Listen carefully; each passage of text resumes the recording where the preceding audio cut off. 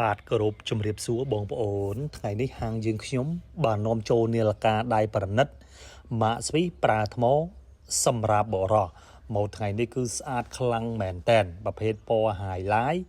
ឡាយមាសជាមួយនឹងប្រាក់ពណ៌នេះគឺកាលីប high so ពាក់បានគ្រប់វ័យនាឡិកានេះបាទអញ្ចឹងកុំឲ្យខាតពេលវេលាយូរខ្ញុំសូមណែនាំពីមុខងារសំខាន់របស់នាឡិកាដៃប្រណិតម៉ាកស្វីនេះតែម្ដងចំណែកឯកញ្ចក់នាឡិកាវិញផលិតចេញពីកញ្ចក់ Silver Crystal កញ្ចក់ប្រភេទនេះគឺរឹងមាំខ្លាំងការពារឆ្កូតបាន 100% កញ្ចក់នេះចំណែកឯសាច់នាឡិកាវិញផលិតចេញពីលោហៈធាតុ Stainless Steel មិនច្រេះមិនស្នឹមមិនហើរពណ៌ជាពិសេសប្រើប្រាស់បានយូរសាច់នាឡិកាវិញគឺភ្លឺចាំងឡើងរលោងតែម្ដងសាច់នាឡិកាវិញណា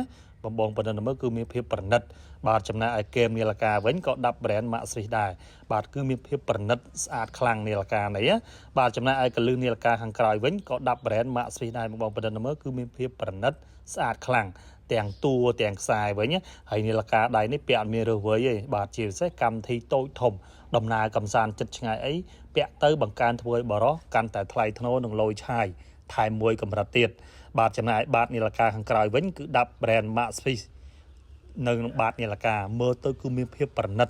ទាំងការ design ទាំងក្នុងនិងក្រៅវិញបាទមើលទៅគឺមានភាពម៉ត់ចត់ល្អឥតខ្ចោះនាឡិកានេះហើយមុខកញ្ចក់នាឡិកាវិញគឺភ្លឺទោះបីយប់ក៏ភ្លឺដែរមុខកញ្ចក់នាឡិកាវិញបាទមើលទៅគឺមានភាពប្រណិតស្អាតខ្លាំងនាឡិកានេះបាទសូមអរគុណសូមជម្រាបលា